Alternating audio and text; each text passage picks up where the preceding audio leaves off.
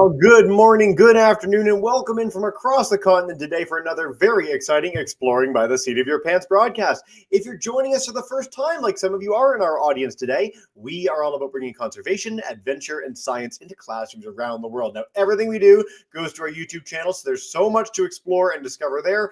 4,000 past broadcasts with some of the coolest scientists and explorers on planet Earth. Now, just a few months back, I saw this incredible news story about the Parker Solar Probe, this incredible vessel that we have created here on Earth and sent sailing past the sun at like 700,000 kilometers per hour. And I was like, what?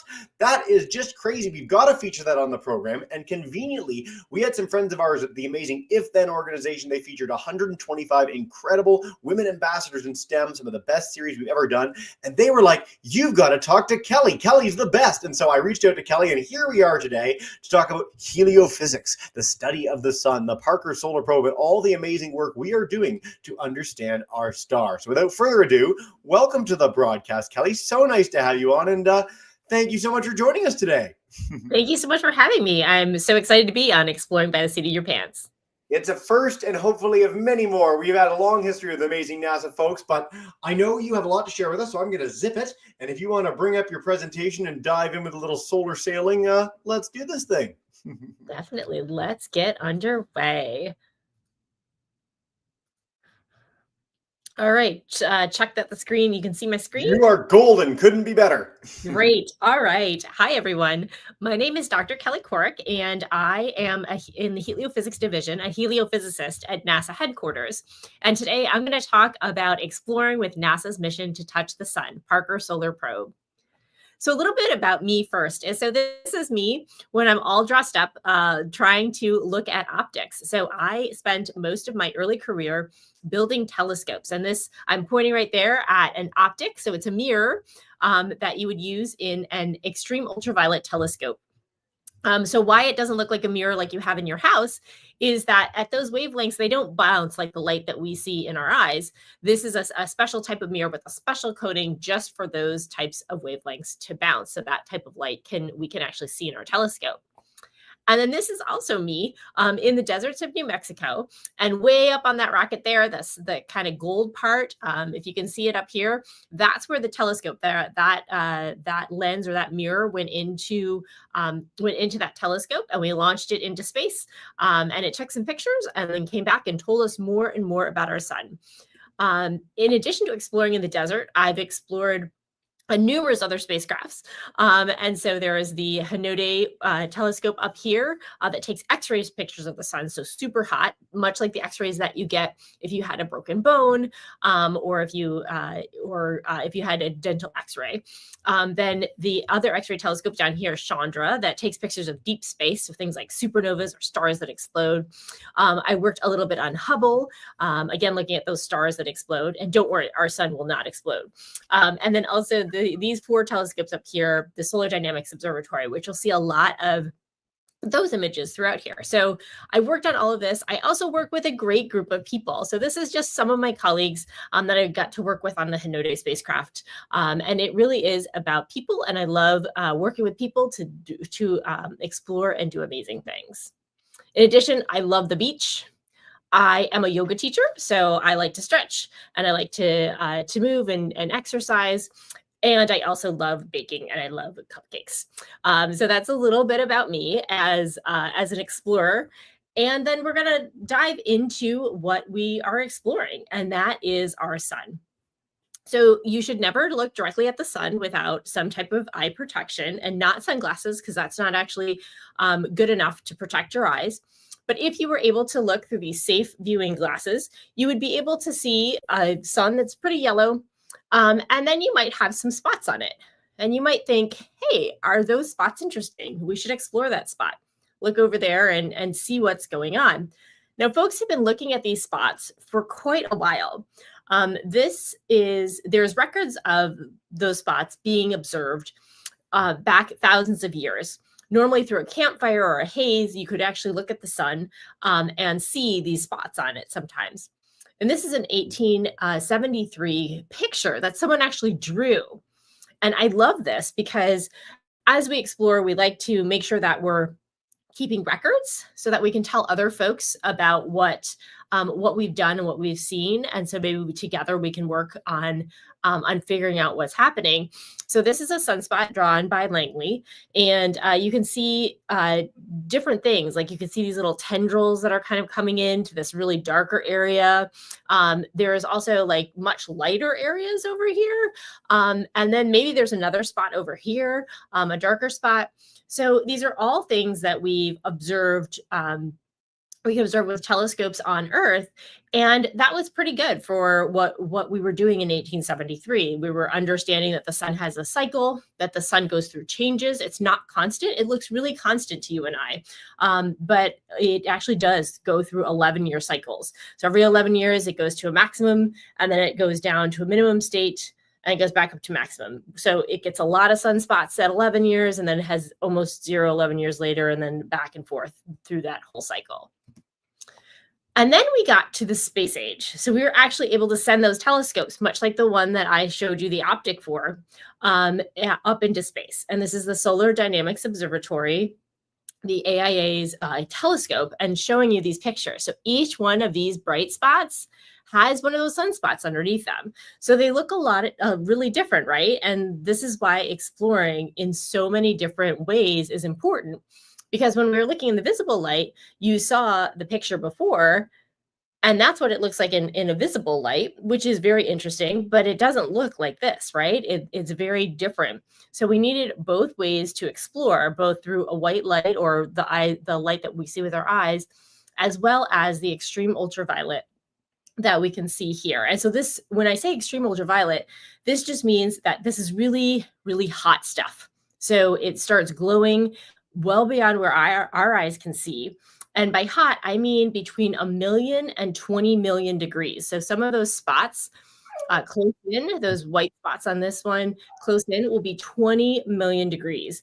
And then the haze that you see around it will be about 1 to 2 million degrees. So it's really important to understand this because we live with our star, right? We're dependent on it for our food. It helps grow plants. It gives us warmth. We live on a planet that's relatively the right temperature for us all the time. So it's really important to understand all that's going on in the sun. And this is another image of the full sun. So we're able to see the full disk. And you're starting to see that it's not just contained to the sun, right? Like there are the bright spots there that we have some sunspots underneath them. But then there's all this stuff kind of flying off as well.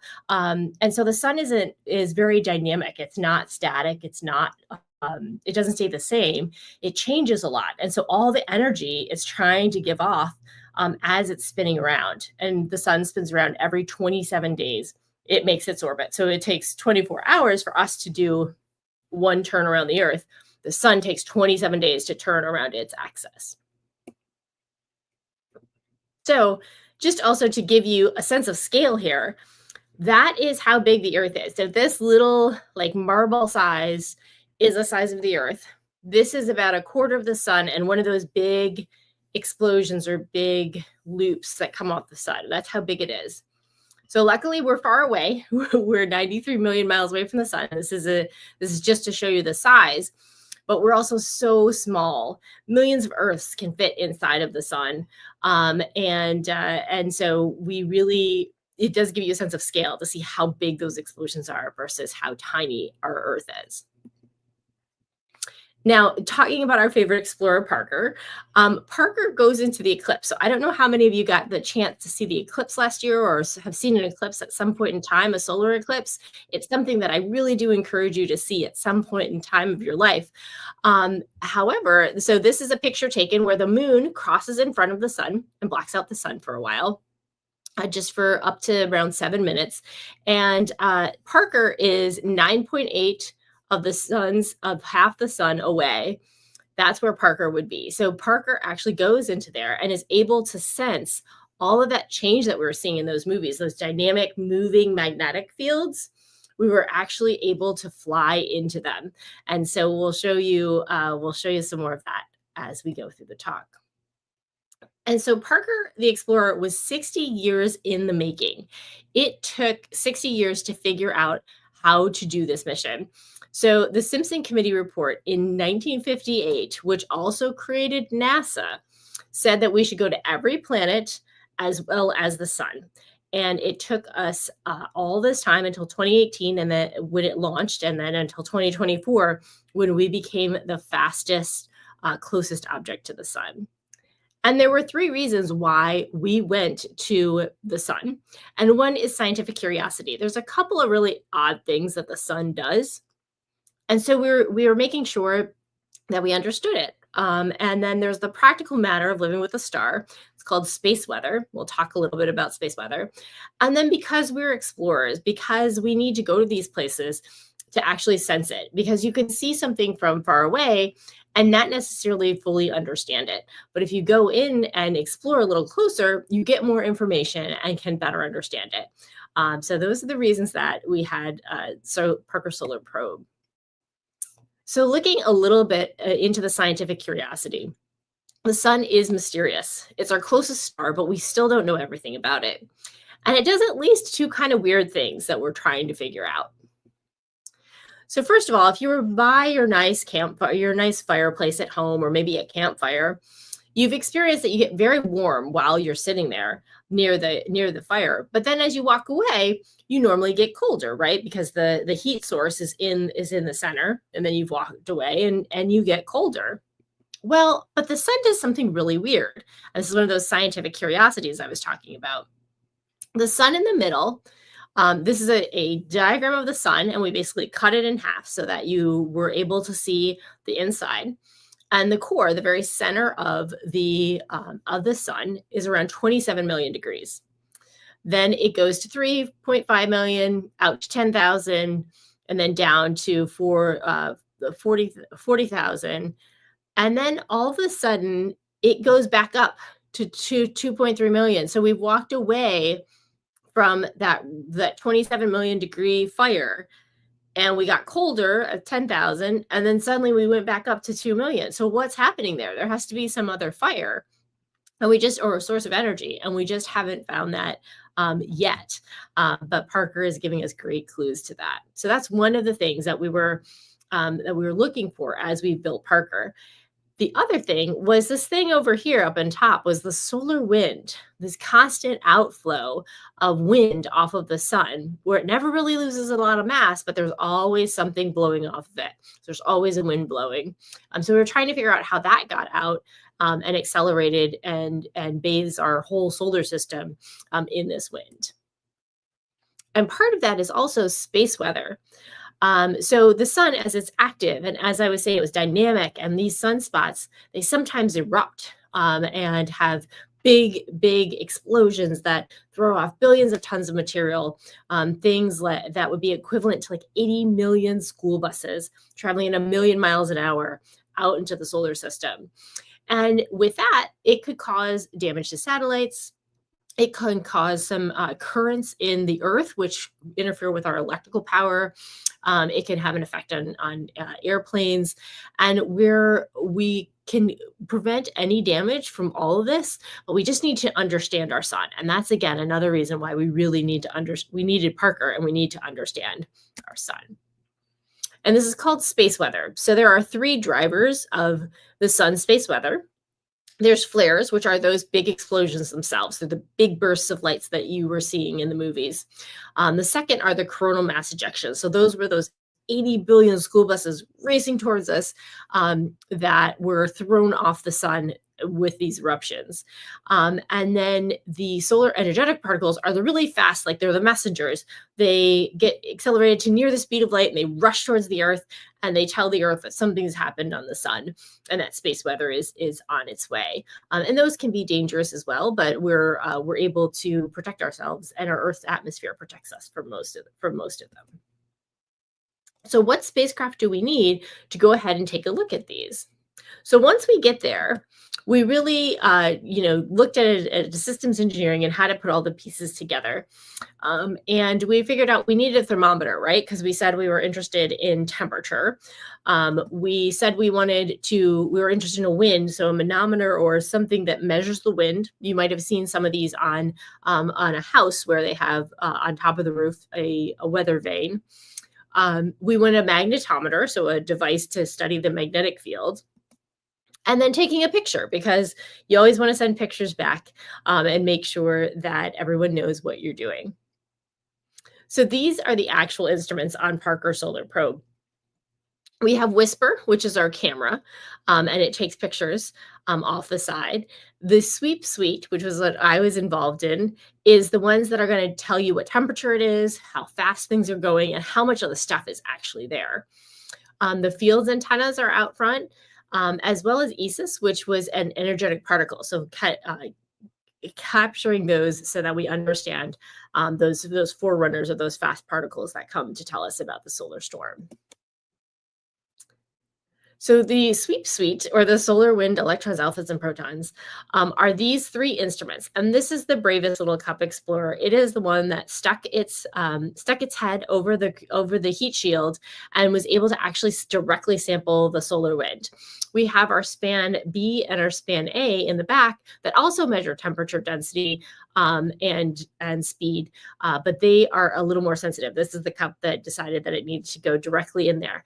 So again, imagine we're in that 1,000,000-degree corona, and this heat shield is protecting everything else and keeping everything else at basically room temperature. But this cup stuck itself out there to make sure that it was getting a direct sample and really heating up. So this is the picture of the cup, what it actually looks like. And we couldn't use aluminum because that would melt at those temperatures. So instead, we had to use really exotic materials such as tungsten, molybdenum, niobium, titanium, and even sapphires. So the sapphire isn't like what you might see in a ring or a necklace. It's actually a white lab-grown sapphire, which is here where the arrow is, and was used as spacers in the Faraday cup. So this is a really interesting cup that was able to, again, be the brave explorer to actually poke around and see what the solar wind was like. And we normally also use glue sometimes in our spacecraft or our space instrumentation, so that our screws don't vibrate out when they're being launched. Well, we couldn't use any of that epoxy or glue. So instead, if anybody has braces and have those really little wires that connect them, we actually had to do that to our instrument. So we basically had to give it braces. So all of these are like little braces here, so that they could actually stay together using safety wire. And we also test our instruments before we go out, right? If you're going out to explore, say, like, you check your tent or you check that you have enough water. Well, we had to make sure that our instrument would withstand these things. So our normal test facilities weren't able to do this. But what we did instead was used ingenuity and our these are actually old IMAX film projectors. So IMAX is normally when you go to those super huge, like multi-story level movies, right? So instead we focused all that light into this area right here, and we were able to test or simulate the strength of the sun and test our instruments in it. And then this over here, this other tinfoil actually has a particle detector. So we were able to put particles in it and heat it up just like it would get in the sun. So these are all ways that we had to explore. This is a way that we test our solar panels. The solar panels were tested with this beautiful purple light. And because the solar panels are our only source of heat, or our only source of energy out there to keep the spacecraft going. So we made sure that each one of them worked. And this was just before they closed up the rocket. And I've highlighted where our cup is and where the two other spans are. And I also want to highlight the amazing team. So this is me and two of my friends just before the cup went onto the spacecraft. These are some friends that did the launch, that were involved in the launch at Kennedy.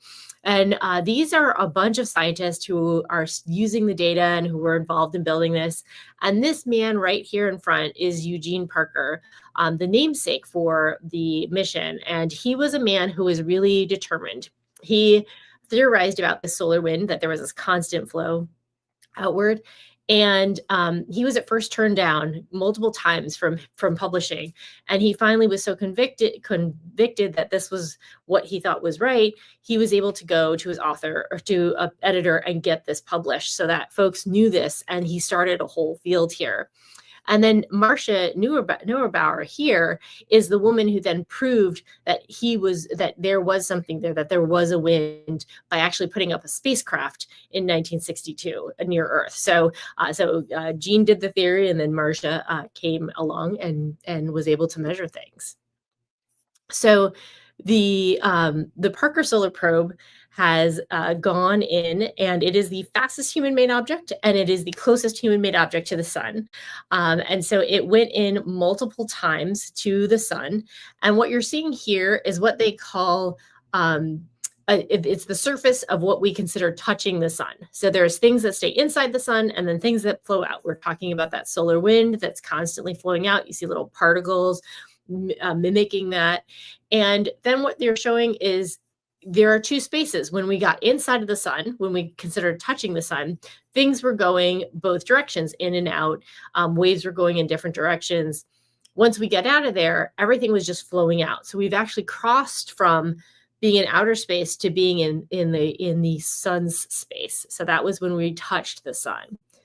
Another interesting thing that we found about some of that heating that we were talking about is the magnetic fields and how important they are. These little zigzags are are actually switchbacks.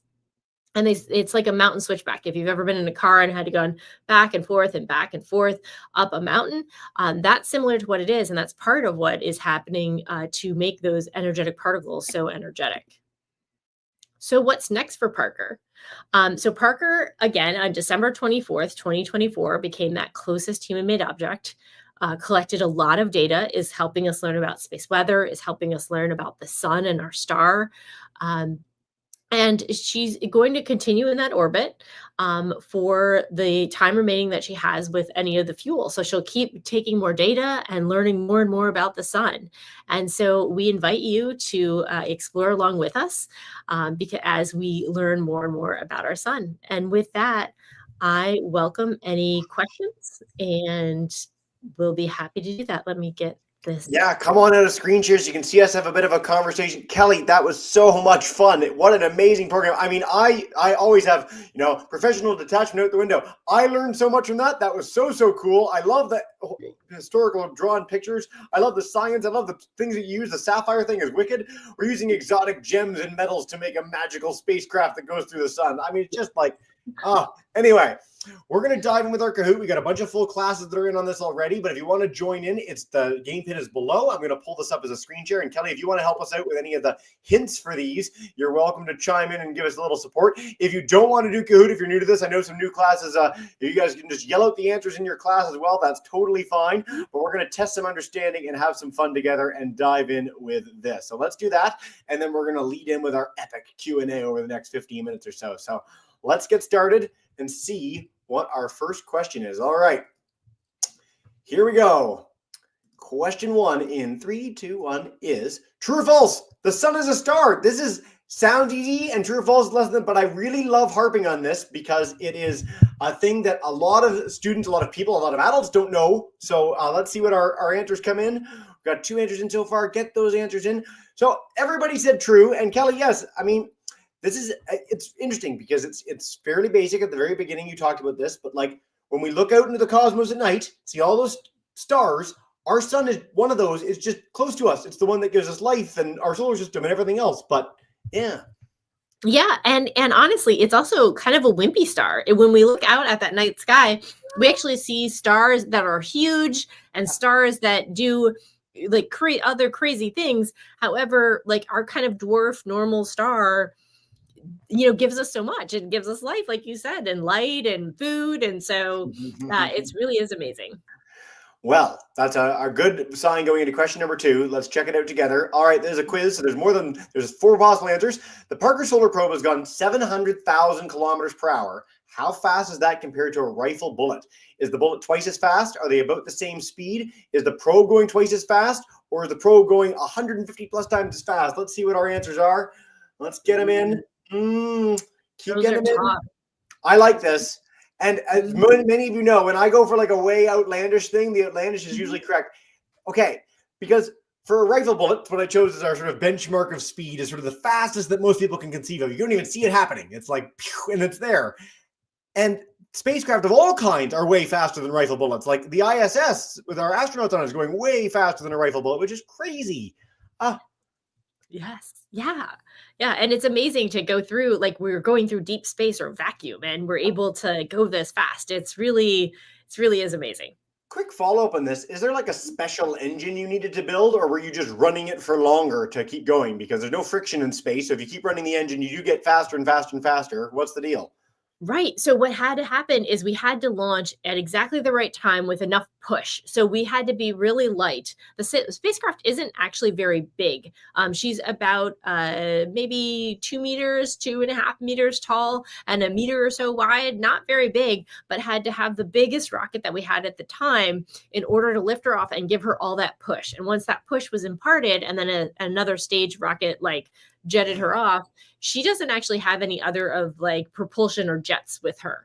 So she just keeps going in that trajectory. She also used Venus in a really interesting dance where they traded energy, and she got pushed further in and was then able to again speed up. The anytime we use planets as a slingshot to get things going faster, which we've done in many space missions, it's one of the like most magical things that we do in science. It sounds so outlandish, but it is a fundamental part of when we send things out into the solar system. So very cool. Thank you, Kelly. Question number 3. The probe can withstand temperatures of about 2,500 degrees Fahrenheit. What is that comparable to? A hot summer's day, an oven, or lava? Surely not lava. That seems it's too much. Crazy. Well, I don't know. Hint, hint, nudge, nudge. Now we're getting more answers in. Yeah. Okay. I loved looking this up because I was like, what is that comparable to? So some fires can get hotter, but when you have like molten lava coming down a hill, it's about the same temperature, which is insane. It is. Yeah. That poor little cup was, basically in lava.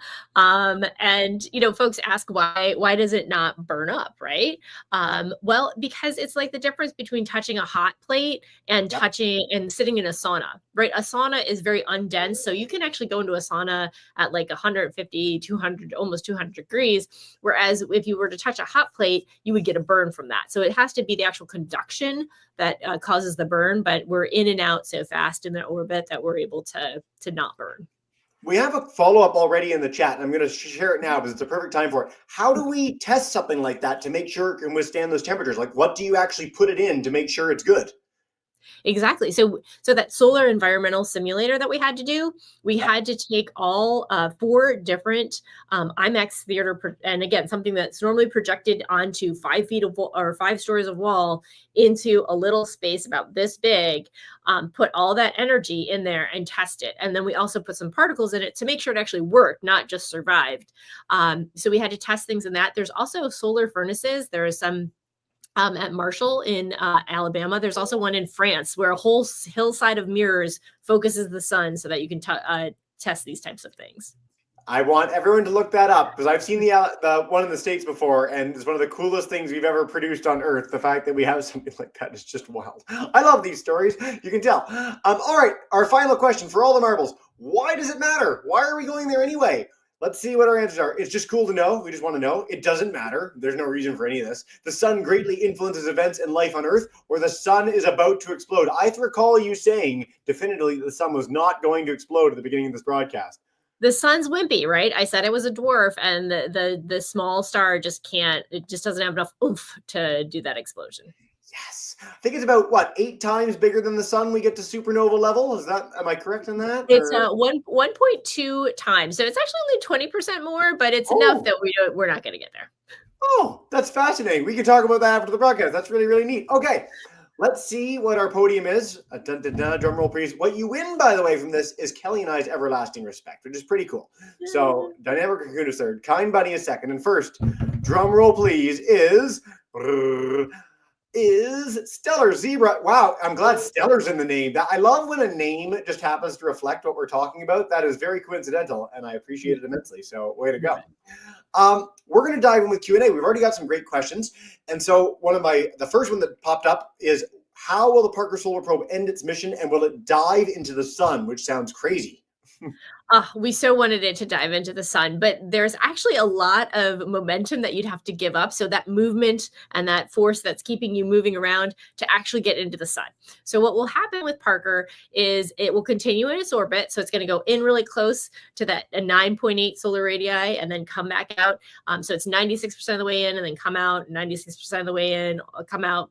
And then eventually when it runs out of fuel, what will happen is, or its reaction wheel stop, it'll turn the side that's protecting it, the thermal shield will turn and it'll end up burning up right there wherever it is, getting really warm and melting. And so then it'll just continue in that orbit until something else acts on it. So that's how it'll end. Seems like one of those things that if AI were in it, it would just rebel and be like, no, I won't turn. But we don't have that. So I do love the plunging into the sun. I like where your head's at, our first class. Kelly, I love this question, and we can take this in a number of ways, and I have some answers for it too. But how much did it cost? What's the Parker Solar Probe's cost over its lifespan? Yeah. So it was $1.3 billion. So that's a lot of money. But if you think about it, this really started in before 2009. So for 2009, probably before some of you were born, it started. And it's going to continue for another couple years. So at least. So that's a lot of time to spend that. And a lot of that came in the cost of the rockets, because rockets are not cheap to launch yourself into space. But it was, I think, money well spent in understanding how the sun works and all the innovations that we came up with in order to do that, help inform other missions and help us with other things. So, yep. I love when we get this question. We used to only get it from like grade 10s and up, and now we get it from like grade 4s, which is fantastic. But I mean, think about what we invest money as. I think it's like the equivalent of what Americans spend on bubblegum in a year, if not less. And so for that, we get to understand our star and understand possibly the future of life on Earth. And I think the NASA budget total for all the wonders that it's unveiled in the cosmos and beyond, and landing man on the moon and everything else, is like 4/10 of 1 penny on the dollar. So like four cents out of every 100 that you spend, if that less than that, is 4/10 of 1 cent goes towards all of NASA's programs that we feature on this broadcast all the time. So thank you very much for that. And I'm so glad we got that question. Kelly, how long have you been working on this specifically? I know we covered a little bit about your background, but I love when we feature the sort of distance that people are in on individual projects. Yes. So I started in 2009 and I worked with a team and we wrote a proposal, because this is how the science is done, is you see something, a call that says, hey, this is interesting, things we're interested in. I wrote a proposal with this huge team, and we won the proposal about almost a year later. So 2010, and started working on it right away, and worked on it until it launched in 2018. Then in 2019, we released a whole bunch of data. So then once you get it into space, then you have to take all the data and interpret it and then let the general public and the scientists use it. And so I worked on that until 2021, until I transitioned to NASA headquarters. And now I work on it only a little bit. So I only get little bits of the science here and there. I love that you highlight the distance of this, though, because I know when you're in school, the idea of like a project, oh, it's like a week or a few months or whatever. And when you're at NASA, it can be like a decade or multiple decades of your life, but you're involved, which sounds kind of daunting. I know when you're in grade 4, the idea of working at something for like 10, 15 years sounds a little crazy, but like you get to contribute to something that is changing the world forever and helping us understand something that we've never understood as a species. And like, it gives me tingles just thinking about it, and I'm not even involved. So I'm so glad we got the question. Kelly, you're already having so much fun in Q&A. Are we planning to send something like this to any other stars? And could you speak to sort of the scale of space with maybe why not? Oh, that is a great question. And the scientist in me says this, like, we should look at that, right? We should figure out how we can go to stars. And there are some projects out there that are looking at how we would go to another star. The thing about it is, even as our fastest speeds, that's going to take a long time. So for instance, the Voyagers, which we launched in the 70s, in 1970s, are just reaching the edge of the solar system. And then the next stars are even further from that. So we're really going to need multi-generational. So you thought my project was long. Wait till you talk about going to another star. That would take, hundreds of years. So you're going to have like multiple, your great grandchildren will need to be on the project as well. We've never conceived of something quite so grand as interstellar travel yet. I think we're a little ways off. We need things that are quite a bit faster, and we need to have an outlook that's a little bit longer before we're doing anything like that. But I will note, for people that are keen on other stars, we are doing exoplanet hunting right now. So we are increasingly finding that pretty much every star in the Milky Way and beyond has its own planets, which is wild. And we're understanding more about those planets through some really cool science called spectroscopy. So you can actually assess the atmosphere of other planets and other stars from here on Earth, which is like mind-blowing black magic, which is super cool. So cool question, guys. All right, Kelly, is there a favorite part of your job? Is there something that gets you up in the morning? No pressure. Yes, my favorite part is sharing with everyone the excitement of being here and figuring out being the first to see data. So that rocket I showed you that launched, being the first person to see the sun in that way. When it launched, the first pictures that came down were actually really blurry, and we thought something was wrong. And so that was the worst feeling. Those are the worst days. And then within the next 2 or 3 photos that came down, it became crystal clear. The sun looks like a fuzzy Muppet. So all those tendrils that were drawn, like that's actually what the sun looks like. And so, it was just amazing. And so those are my best days, like the launch days, and then being able to share the science. Thank you for providing us with a viral phrase that we can use on our social media from now on. Fuzzy Muppet Sun. That's going to be the subtitle of our next broadcast together. I love it. Let's see what else we've got. God, so many questions. This is great. Is there another program like this that you're going to do? Is there a Parker Solar Probe 2 that we're thinking forward to for another mission to the sun, or is this one going to give us most of what we need? So Parker Solar Probe is it for now in this specific orbit. But the great thing about heliophysics at NASA is that we actually have 19 different satellites. So this is just one of them, right? So this is the one that goes super close. Then we have ones that stay at Earth. We have ones that go a little bit in front of Earth to get the forewarnings of some of those particles coming and things like that. We have things that are going. We have some satellites that were just launched within actually the last month. So we had the Punch satellite.